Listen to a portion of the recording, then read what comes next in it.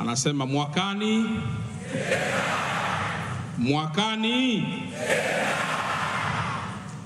Mimi sijasema tena nini, lakini nyie ndio mmesema kwamba mwakani tena. Mheshimiwa Waziri wetu, nikushukuru sana pia kwa kutupatia heshima hii kubwa kuhudhuria. Nafahamu umehudhuria kama mjumbe wa baraza la wadhamini, lakini pia kwa nafasi yako tumefarijika sana kuwa nawe kwa siku ya leo, na ningeliomba wajumbe pia tumpigie makofi mengi Mheshimiwa Mavunde kwa kuwa nasi. Aidha, nitumie nafasi hii pia kushukuru sana mzee wangu Mkuchika. Kama ambavyo wachache wamesema unaendelea kuwa kijana, ni kweli kwamba unaendelea kuwa kijana, na hii inawezekana ni faraja kubwa ambayo unaipata kutoka kwa klabu hii kubwa katika ukanda huu wa Tanzania na Afrika kwa ujumla. Lakini pia nitumie nafasi hii kushukuru sana management ya Young Africans yote kwa ujumla wake. Nafahamu safari ndefu ya kufika hapa tulipofikia sio kwa bahati mbaya, ni kwa sababu ya klabu yenyewe kuwa na brain ambayo inafanya mabadiliko mazuri kila kukicha. Na washukuruni na asanteni sana. Aidha, nimeona hapa kuna ma-advocates mbalimbali akiwemo senior advocate wetu kaka yangu ambaye ameshiriki kwa sehemu kubwa sana katika kufanya mabadiliko makubwa ya kisheria, na mpaka leo hii klabu hii inaonekana si tu bora, lakini pia inayofuata misingi ya kikatiba na sheria ili kuweza kuwapata viongozi wake kama ambavyo leo tutafanya. Nafahamu leo tumealikwa katika mambo mengine mengi, ni mkutano mkuu wa mwaka. Leo kutakuwa pia kuna uchaguzi wa viongozi mbalimbali. Ningeliomba nianze kwa maelezo yafuatayo. Nafahamu kwamba uchaguzi wa klabu hii kubwa unatii sheria iliyopo katika katiba ya klabu yenyewe. Kwa lugha nyepesi, ndani ya katiba ndiko ambako kunaoneshwa haki, mipaka ya madaraka, lakini pamoja na vitu vingine vingi ambavyo vinaorodheshwa ndani ya katiba kama ambavyo wataalamu wanafahamu. Katiba tulionayo leo na kanuni zake ambazo tunazifuata mpaka kufikia kwenye mkutano huu mkuu ni ile ambayo wewe rais wa Young Africans uliitumia wewe kupatikana pamoja na wajumbe wote ambao wako hapa. Tunaamini kwamba katiba hiyo kwa uzuri au hata kama ina kasoro za aina yoyote, manake ndio katiba ambayo imekupa wewe ridhaa ya kuwa rais wa klabu hii, lakini pia imewapa ridhaa wengine wote ambao ni viongozi ndani ya klabu hii, lakini ndio ambayo leo tena itatoa ridhaa katika mkutano huu mkuu kuweza pia kupatikana viongozi wengine ambao wameomba ridhaa. Kwa hiyo nitumie nafasi hii kwanza kwa matakwa yenu makubwa ya kuweza kuheshimu katiba na kuweza kuifuata pasipo malalamiko ya aina yoyote. Na katika hili naombeni tujipigie makofi tena mengi sana. Lakini jambo la pili, nafahamu kwamba Tanzania tuna clubs nyingi, lakini moja klabu nilishawahi kuzungumza kwamba ndani ya mkoa wetu wa Dar es Salaam klabu zote zikishinda huwa napata furaha, lakini Young Africans ikishinda napata furaha zaidi. Kwa lugha nyepesi ni kwamba nakuwa happy kwa klabu zote zikishinda, lakini wanapenda kumfuatilia jamaa moja kwenye mitandao anasema I am extremely happy inapotokea Young Africans imeshinda. Sasa in connection na haya, naomba mpokee salamu nyingi kutoka kwa Mheshimiwa Rais wa Jamhuri ya Muungano wa Tanzania Daktari Samia Suluhu Hassan. Na katika hili, katika kupokeeni salamu zake, naomba nieleze machache kama ifuatavyo. Jambo la kwanza, mwaka huu 2026 kuelekea 2027, taifa letu pamoja na mataifa matatu ya Afrika Mashariki au mawili Afrika Mashariki tumepata heshima kubwa sana ya kuweza kuwa wenyeji wa mashindano ya AFCON.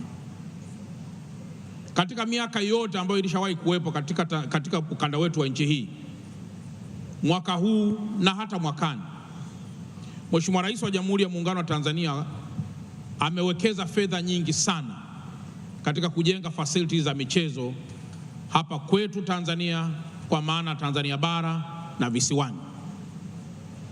Hivi ninavyoongea, uwanja wa Taifa umekarabatiwa kwa pesa nyingi, lakini kule Zanzibar pia ujenzi unaendelea. Viwanja vidogo vidogo vya michezo hapa kwetu Dar es Salaam vipo na ambavyo vimekwisha kamilika na vingine vinaendelea kukamilika. Zaidi ya bilioni 300 zinawekezwa katika kujenga viwanja hapa tu pamoja na mabarabara. Lakini Arusha pia kuna uwanja mkubwa ambao unajengwa pamoja pia na viwanja vidogo vidogo vya michezo, the same Zanzibar. Mnafahamu kwamba viwanja hivi vitakapokamilika, hata baada ya AFCON, ipo proposal kubwa ambayo lazima viwanja hivi kubwa vyote viwe attached na clubs ambazo ziko serious katika nchi yetu kwa ujumla wake, ama katika kuvimiliki kwa hisa au katika kuvihudumia kwa maendeleo mapana ya tasnia ya michezo hapa nchini. Kwa naomba kwa dhati tena tumpigie makofi Mheshimiwa Rais kwa uwekezaji mkubwa ambao ameufanya katika taifa letu. Sambamba na uwekezaji huo mkubwa ambao umefanyika, tunaamini kwamba wadau wakubwa ni Young Africans pamoja na clubs zingine, lakini specifically leo kwa Young Africans ambayo mmenipa heshima kubwa kuwa mgeni rasmi leo. Moja proposal ambayo tunaiwaza kuipropose kwa viongozi wetu wakuu, akiwemo pia waziri wa michezo pamoja na Mheshimiwa Rais, ni kwamba kwa kuwa viwanja hivi ni gharama kubwa sana kuvihudumia, na hasa baada ya AFCON, kuna baadhi ya nchi walishawahi kuandaa mashindano kama haya ya AFCON, lakini mara baada ya mashindano haya kuisha, viwanja vyao vingi vimebadilika kuwa magofu na vimeota nyasi kwa sababu ya gharama kubwa sana namna kuvihudumia. Lakini leo ukipata klabu kubwa kama hii ya Young Africans, ukasema kwa mfano viwanja let's say vya Gymkhana au viwanja vyovyote, viwanja vya Arusha, baada ya AFCON, klabu kubwa yote ambayo iko serious basi iweze kuwa attached kwa kuendesha kiwanja hicho kwa hafu, kwa maana serikali pamoja na klabu yenyewe. Sasa tunawaza namna hiyo ili kwa ajili viwanja vyetu visije navyo vikabaki kuwa ni magofu, bali clubs kama hizi kubwa ziweze kuunga mkono juhudi za Mheshimiwa Rais katika kuhakikisha kwamba tasnia ya michezo inakuwa hapa nchini. Lakini jambo jingine la muhimu, Mheshimiwa Rais wetu wa klabu hii ya Young Africans, naomba sote kwa pamoja tumpigie makofi kwa uongozi wake mzuri sana ambao ameufanya kutoka alipoingia mpaka sasa. Kama kuna viongozi 5 au 3 ambao wameweza kuendesha clubs hizi kwa taaluma pana sana, basi ndugu yangu Engineer Hersi nadhani anashika namba 1 kwa kuwa na weledi mkubwa kuongoza klabu ya Young Africans. Naomba niwaeleze ndugu zangu, uongozi ni kazi sana. Leo nilikuwa nasoma klipu moja kwenye simu, inasema moja ya mikoa ambayo wananchi wake huwa wanalalamika sana, mara hamna biashara, mara uchumi mbovu, ni Dar es Salaam. Ni klipu kako hapa, nadhani ni mambo ya utani. Lakini anasema tena ukija weekend unakuta mabaa yote yamejaa, kila kitu kimejaa. Hasa unajiuliza haya malalamiko ni ya kweli au ni ya uongo? Sasa alitaka tu kuonyesha kwamba kuongoza watu ni kazi, kwa maana kwamba ukimsikiza kila kitu anachokiongea bila kuongeza za kwako, unaweza kukuta uongozi wako umeferi kabisa. Sasa tumpige tena makofi rais wetu wa Young Africans kwa kazi pia kubwa ambayo ameendelea kuifanya. Leo pamoja na kwamba ana exit, lakini pia anaingia tena, kwa maana kwamba anaomba tena ridhaa na hajapata mpinzani nadhani, na yote hii ni kwa sababu ya imani kubwa ambayo ninyi mmeweza kuonesha kwa uongozi wake ambao umeufanya kwa kipindi hiki ambacho kinaisha muda wake. Lakini pamoja na kumpongeza yeye, nipongeze pia viongozi wote wasaidizi ambao wanamsaidia. Nadhani kwamba mmoja wapo angelikuwa na legalega, bado klabu hii singelikuwa ni nzuri. Maeneo mengine wanasikia watu wanapigana vijembe, wanasikia watu wanaambiwa ondoka, muda wako umeisha, lakini jambo hilo sijalisikia kwenye klabu hii kubwa ya Young Africans.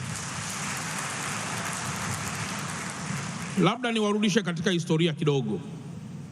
Zamani mikutano kama hii ilikuwa inafanyikia pale Police Mess, nadhani mnakumbuka vizuri, na ilikuwa hakuna mtu kuondoka, hakuna mtu kufanya jambo lolote. Ilikuwa yani chini ya ulinzi, uchaguzi unafanyika chini ya ulinzi. Lakini leo kuna mabadiliko makubwa sana yamepigwa. Young Africans uchaguzi wako unakuja kufanyikia Superdome. Kwa Dar es Salaam hii, huu ndio ukumbi namba 1 mkubwa na mzuri. Hii inaonyesha kwamba watu wote ambao wanashiriki leo ni watu ambao wamekuwa na ustaarabu mkubwa, lakini ambao umetokana na namna viongozi wetu ambavyo wanajaribisha kuendelea kuongoza klabu yetu ya Young Africans. Hongereni sana na Mwenyezi Mungu aendelee kuwabariki sana. Lakini pia leo niwapongeze kwa namna ambavyo mmekuwa mabingwa mfululizo. Na leo jina hili ambalo nimepewa na rais wetu kwa kweli nalipokea.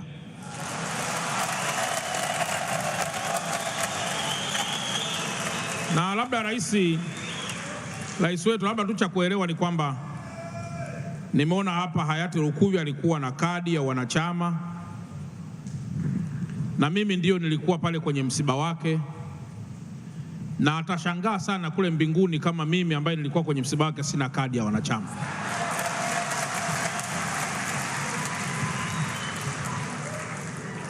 Na kwa kuwa hamjawahi kuniletea, ninaiomba kadi hiyo. Kwa hiyo pamoja na kwamba leo nimekuja kama mgeni rasmi, lakini pia nimekuja kujiunga rasmi na klabu hii ya Young Africans.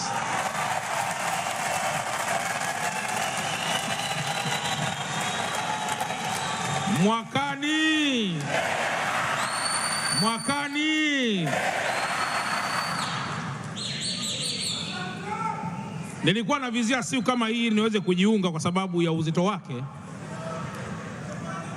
ili nijiunge kwa madaha kidogo.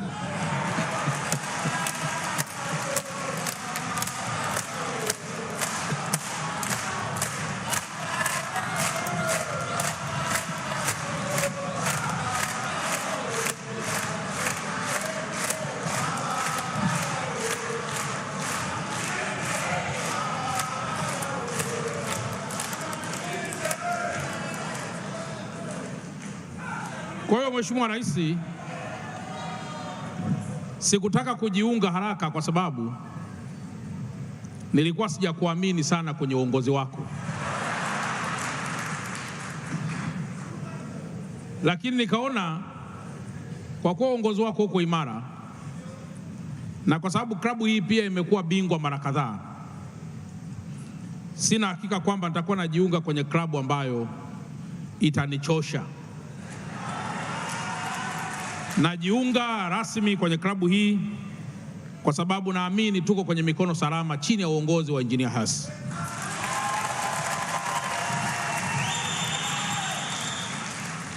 Lakini kama mzee Mkuchika ni mmoja wa wadhamini, ni wajumbe wa wadhamini, na mzee Mkuchika ni very senior kwenye serikali, kwenye chama, na hata juzi kwenye ubunge aliamua tu yeye mwenyewe kusema sasa inatosha. Sasa kwa nini leo mimi kama mkuu wa mkoa basi nisiwe hata mzee Mkuchika sio hata role model tu basi kwenye hilo? Sasa hawezi kuwa role model kwenye uongozi tu wa serikali bila mambo mengine yanayohusu Young Africans.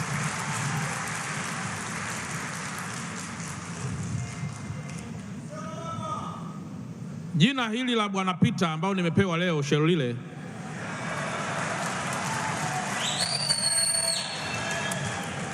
nalo limeongeza kasi ya mimi kujiunga na Young Africans. Huyu ndugu yangu Peter Shelile kutoka kule Sundown, South Africa, nafahamu anahitajika na watu wengi sana mpaka Middle East kule. Lakini leo safari yake anakuja kutua kwenye viwanja vya Tanzania, Dar es Salaam, na atapokelewa pale Jangwani kwa Young Africans kwenye klabu yetu. Sasa hiyo kwanza ni heshima kubwa sana kwa taifa la Tanzania. Lakini aliyesababisha heshima hiyo sio tu Mheshimiwa Rais peke yake, ni pamoja pia, sio tu Mheshimiwa Dr. Samia peke yake katika kuongoza taifa, ni pamoja pia na Rais wa Young Africans ambaye ameona ni muhimu kuleta chuma ili kiweze kuunga jitihada katika ukanda wetu huu wa Tanzania. Jambo la mwisho, ndugu zangu na Young Africans, wakati Mheshimiwa Rais anaendelea kuongoza taifa letu, niendelee kuwaomba sana kuendelea kuwa wadau wakubwa wa amani hapa nchini. Taifa letu litakapochafuka, mbwembwe zetu zote na investments kubwa ambayo inafanywa haiwezi kuwa na maana. Tuendelee kuwa mashabiki na wapenzi wakubwa wa clubs zetu na tasnia ya michezo nchini, lakini huku tukiomba sana amani na wote kuwa wadau wa amani ambayo ndio chachu ya maendeleo katika taifa letu. Tuendelee kuwa mabalozi wazuri kwa kila ambacho taifa letu limepewa heshima mwakani, kuwa wenyeji na waandaji wakuu wa mashindano ya AFCON. Tunafahamu kwamba taifa letu sio tu linajengewa viwanja kama sehemu ya faida, lakini pia linaendelea kujitangaza ndani na hata nje ya Afrika kwamba Tanzania ni nchi ambayo mgeni yoyote anaweza kuishi. Watu wengi wasingependa kuliona taifa letu linapata baraka kubwa, kama ambavyo watu wengi wasingependa kuiona Young Africans ikipata baraka kubwa. Lakini ndio muda wa kusimama imara na kuwa wamoja, na hasa kuepuka yale mambo ambayo yanaweza kuharibu na kuleta dosari ya amani katika taifa letu. Tuendelee kuungana na maono makubwa na mazuri alionayo rais pamoja na viongozi wote, lakini bila kuwasahau wadhamini wetu. Nitakuwa mchoyo wa fadhila nisipomtaja GSM kwa kazi kubwa ambayo ameendelea kuifanya katika klabu yetu. Nafahamu na leo katika mjadala wetu wa namna ya kuanza safari ya ujenzi wa uwanja wetu mkubwa, nafahamu pia moja wa wadau ambao wanatajwa kuwa sehemu ya uwekezaji wa uwanja huo ni pamoja na GSM. Na kwa mantiki hiyo, ndugu zangu wana Young Africans, mnapopata uwekezaji wazuri ambao wana maono na matamanio makubwa kuiona Young Africans ikiwa klabu kubwa katika Afrika na hata duniani kote, basi tuendelee kuungana nao na tuendelee pia kushikamana nao, ili siku moja na sisi klabu yetu iweze pia kushiriki mashindano mengine ya ndani Afrika na hata duniani kote, na pengine hata kuwa mshindi kama ambavyo tunaona ushindi katika mataifa mengine. Aidha, kwa kuhitimisha, niendelee tena kuwashukuru sana wanachama wote, na kila mmoja endelee kubeba jukumu imara kwamba anapokuwa ni mwana Yanga basi ajue kabisa kwamba ana jukumu kubwa la yeye kuwa mdau mkubwa na kuwa mdau active all the time, ili klabu yetu endelee kushinda kama ambavyo inashinda sasa. Kauli mbiu yetu ya mwakani tena basi haitokani tu na wachezaji ndani ya uwanja, lakini pia inatokana na kasi kubwa ya wanachama wote na wadau katika kuhakikisha kwamba tunakuwa na mchango mkubwa wa klabu hii kuweza kupiga hatua zaidi kutoka ilipo na pengine kuelekea mbali zaidi. Na baada ya kusema haya, nawatakieni kila la heri leo kuwapata viongozi wetu ambao kwa nafasi ambazo zinagombaniwa. Tuendelee kuwa watulivu ili uchaguzi wetu usije kuwa na dosari aina yoyote, kwa sababu hata shetani pia mkumbuke hajalala. Na baada ya kusema haya sasa, nawashukuruni sana na asanteni sana kwa kunisikiliza.